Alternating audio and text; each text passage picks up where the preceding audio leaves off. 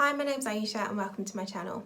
For those of you who aren't yet subscribed, please subscribe if you're interested in property related content, because that's what my channel is all about. If you're interested in renovations, I've got lots more of that to come. And if maybe you're a first time buyer and you're looking for information that will help you on your property buying journey, then again, I've got lots of that content already on this channel, so have a look around. Thank you to everyone who's been leaving helpful comments and things down below on my videos. I'm glad that you're enjoying the content and that these videos are actually helping you on your property related journey, because that's what it's all about. Today's video is going to be a quick one. I had a question over on Instagram about EPCs, and so I'm going to do a little quick video for you that will just tell you a little bit of information about them, and also I've got an example of a real one for you to see, so it'll be the one on this property here.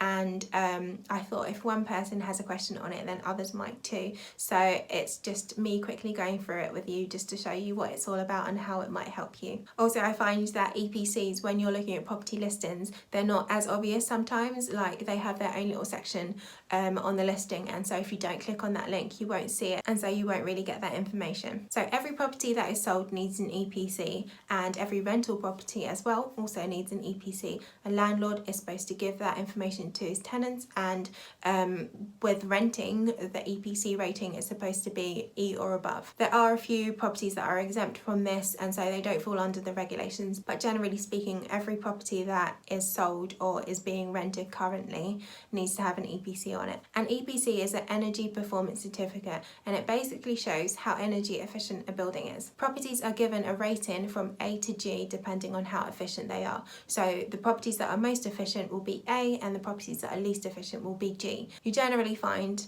that older buildings will be lower down on the rating, and then newer buildings will be up high on the ratings. And I can testify to that. My homes that I've bought, so my flat previously and this house now, they've been older. So the flat was 1900s, it was Victorian, and this house is 1930s roughly. So they're old buildings and they aren't as energy efficient, and I think they're like, this one is an E. I'll show you the report. So I'm always cold in these buildings, and so I use my heating quite a bit. And when I go to my sister's house, I was like really confused for the longest of times. I was like, why is the heating always on? And one day I asked her, I was like, why is your heating always on? And she was like, my heating's not on, it's just that it's a new build, it's more energy efficient, and so it's warmer here.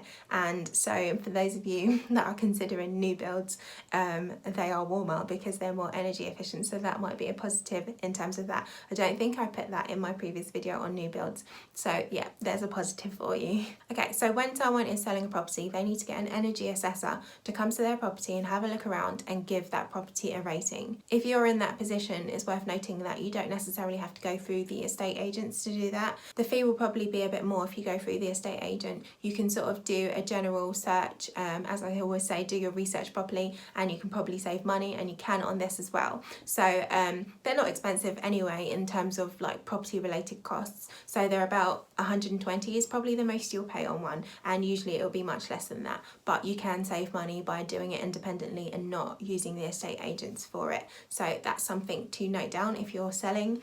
Also, you might not need one as well, because like me, because I've sort of flipped properties and then sold them on in a short amount of time, the EPCs that were on my properties have been valid still, so I haven't needed to actually get a new EPC for my buildings. Every time the estate agent comes around, they're like, oh, you don't need one because we already have the EPC for it. And so that's been a benefit for me. I've saved money twice on not having to get an EPC. But once that EPC runs out, I think they last for about 10 years, then a new one will be needed if you're going to sell the property, or for those people who are renting, if 10 years go by, then you're going to need to get someone out again to do that energy performance certificate to give it to you so you can give it to your tenants. Okay, so if you do click on that EPC tab on the properties listing on like Rightmove or Zoopla or whichever website you use, you will see the two main things usually. So it's the coloured diagrams or charts that you'll see, and these will give you a really quick indication of what the property's energy efficiency is like, and you can make a decision very quickly based on that. I will say that this is not the extent of the EPC. As I've said before, it is a whole document that they give you once you get it done. Usually you will get that in the conveyancing process. It's one of the pieces of information that the seller has to send to their solicitors, who will pass it on to your solicitors, who will then give it to you. So you will be able to see that document. If you're like itching to see it and you can't wait for that process, then you can go looking for it. There's like a portal where you can type in the property's address once you have it, and you can see what the energy performance on it is like. Okay, so I'm quickly going to take you through an EPC. So as I've said before, this is going to be the one on this house currently that I'm in, and you can see what it's like, and I'll just explain a few bits about it. So the address is at the top so that you know what property it's relating to. I've blocked it off for obvious reasons. So you can see the floor area of the property, what type of property it is, and you can also see when the assessment took place as well, so you'll know whether it's still in date or whatever. So underneath this, it gives you the sort of general costs for bills on the home. So on this property, apparently in 3 years, I would spend around £3,186 on bills. So that's gas and electricity. So that's £1,062 per year, or it works out to £88.50 per month. So I looked at my bills to see whether they sort of add up to that amount, and they came to slightly more than that. But I think it's okay because I've been working from home since March, obviously because of the coronavirus, everything was shut down. So I've been using my computer a lot more at home. I've been using my heating a lot more at home because I've been home during the day. So I think on a normal year, probably I would spend that much, or actually maybe less, because it's not that much more than the amount that they've put in there. Also, I'm not the type of person that will sort of scrimp on heating. If I'm cold and I've got a jumper on, I've got my socks on or like slippers or something, and I've done everything I can to be warm normally, I will just put the heating on because I don't believe in suffering in your own home. So I will always put the heating on. But I will say though, and I actually recommend this, I've got one of those Wi-Fi thermostat things. It came with the house, and I was skeptical at first because when I came here I didn't have Wi-Fi because it took too long to cross over from the previous owner's Wi-Fi to my Wi-Fi, and I had no way of controlling it, so it would come on at ridiculous times. Like the heating would come on in the middle of the night, and to be honest, I think that the previous owners would probably played a prank on me because no one puts their heating on in the night. There's not a single person that puts their heating, that I know of, that puts their heating on in the night. So I think they played a joke on me, and I was super hot in the night and I was cold during the day. But once I got my Wi-Fi and I sort of changed the settings and made them appropriate for me, I really love it because if I set it to a certain temperature for a room, the heating will heat to that temperature, and then when it gets there, the heating will go off and it will sort of regulate itself. So the heating's not on constantly, it's only on when it needs to be on to be able to keep you comfortable. And also you can like set up profiles as well, so you can have like a winter setting and a summer setting and an in-between setting for like autumn and spring. So I quite like it, and it's much more manageable. Also, what I can do is if my times have changed a little bit and I've forgotten to change the heat settings for my thermostat, I can just do it from my phone, from my app. So I can turn the heating off if I've actually not at home when I've planned to be home, or if I come home a little bit earlier, then like on the way I can change the settings so I can put the heating on so that by the time I get home it's nice and warm. So yeah, I quite like that. Okay, so it also shows that if I make changes to the property, I will be able to save £948. So over the 3 years I will be paying £2,238, which is £746 per year, or it is £62 per month. I will say though that when I was having a conversation about bills with someone else on Instagram, they were saying that it sounded like I paid too much per month for bills, but this is a 3-bedroom house, so obviously houses are bigger, so they take more energy to sort of heat them up, and with flats you might find that you're spending less on bills. So this might look like scary numbers, but it's a 3-bedroom house, so bear that in mind, that if you're getting a flat or if your building's more energy efficient, then it will be better for you. And just to kind of give you an example as well, is on my previous property, the flat, which was the period building, which was 1900s, it had single glazing, it had solid walls that weren't insulated and so on, and I was probably paying £10 per month for gas and £10 per month for electricity. So over the year, again, it's about £1,000 or so. So that smaller building was costing the same to heat than this was, and that's because it wasn't very energy efficient. I did look into getting double glazing on there, but it didn't make sense for me to make that investment because where it was a period building, I think I may have said this in a previous video, I had to replace it with wood sash windows. So I couldn't change the type of windows, it had to be sash windows and it had to be wood, and by the time I got the quote I think I said this before, I didn't even get the quote because it was just too expensive, and the guy knew I wasn't going to be able to do it, so he didn't even give me the quote. So it didn't make sense for me to make that investment where I was planning on selling it in a short amount of time. But for someone who's going to be a long-term owner, over the course of time, they would definitely get their money back on that, and it would definitely make sure that they were nice and warm and they didn't have to put their heating on as much. So that all is broken down into 3 categories. So it's the amount for heating, it's the amount for hot water, and also it's about lighting. So this doesn't take into account your like general use. So if you're cooking, you're using your oven, that's not included in this. It's not included in this if you're sitting at home working from home and your computer's on all day, or if you watch TV all day like my neighbour does or whatever. It doesn't take those things into consideration, and so I guess it makes sense that my bills were a little bit higher. So this is the energy efficiency rating for my home. So you can see it's 51, which falls in the E category. It's also closer to D than it is to F, which is quite nice. And on the next column it gives you the potential rating. So if I made all of the changes suggested in this report, then my property could be 75, which is a C rating rather than an E rating. The next part is important because it shows you the key things that you can do to make a big impact in terms of making your home more energy efficient. This information is good to know, especially if you're doing a renovation.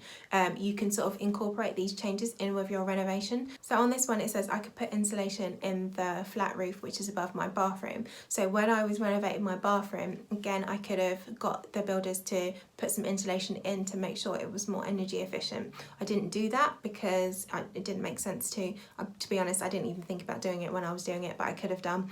It says here that it would save me £75, but it would cost £850 to put in. So if by my calculations that means in 11 years time that will have paid for itself in terms of the bills. So I'm not going to be here for 11 years, so it doesn't make sense for me to do that. Maybe the people who buy it, that would be handy information for them to know, because I think they're planning on working on that area anyway. More about that in a future video, so they can take that into account when they're doing their works there. So if you're doing an attic extension, for example, you might want to know if there's insulation up there.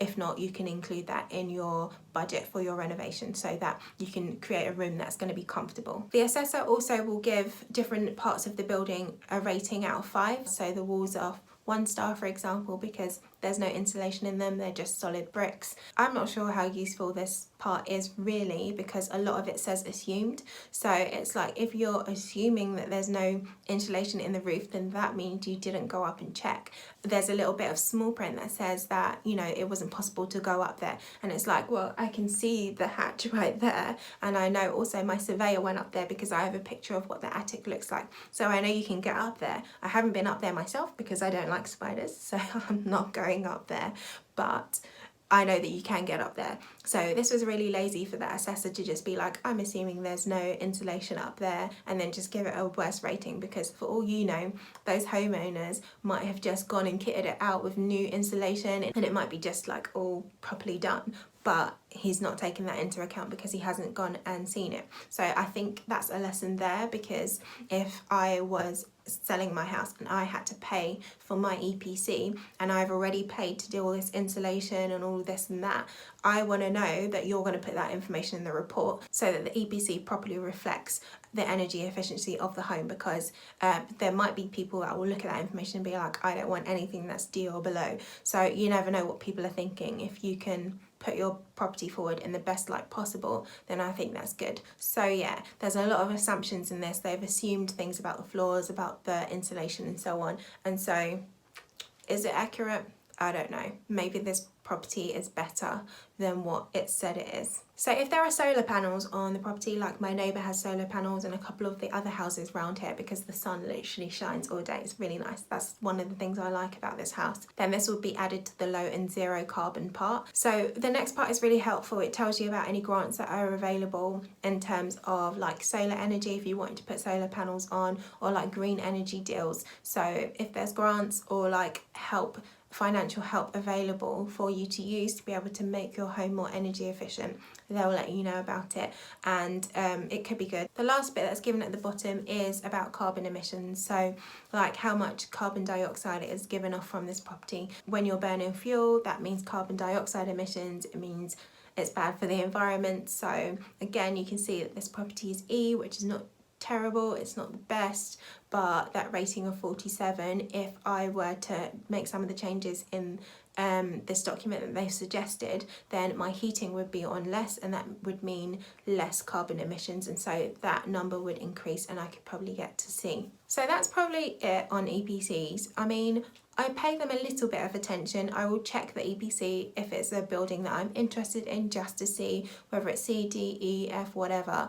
But for me, I'm always assuming that it's going to be D, E or F or below or somewhere around there, because I look at fixer-upper type properties, and so I'm expecting that everything isn't going to be in hand. I probably would pay a bit more attention if I were getting like a new build. So new build buildings, about 85% of them are A or B rated, so I might be concerned that if I'm going for a new build property and it's maybe C, why is it C if most of them are A and B? Like that 15%, like who's being a bit dodgy? Like, I don't know. So they're obviously using cheaper materials or not as efficient materials, so then I might avoid that house builder that has lower EPC ratings, and I might go for one that is going to actually build a home that is properly energy efficient. So I think I would pay more attention there. So it just depends on what you're looking at. I think it could be helpful for first-time buyers, especially those who aren't used to paying bills. So the suggestions that it gives for the cost of bills are roughly accurate, so you might have some kind of idea on what you're going to be spending per month or per year on bills. And you know, not everyone is an established renter or is used to paying the bills. Other people in your home might pay them for you, and so you might use that information to help you figure out costs per month and per year. But yeah, if nothing else, hopefully this has been helpful to see a whole EPC, because as I said, what you get on the property listings is just a small section of it. So I've shown you the whole thing and what information is included in it, so hopefully that was at least interesting. So if you liked the video, please give it a like, and if you aren't subscribed, then please subscribe. I'll see you in the next video, and you take care of yourselves.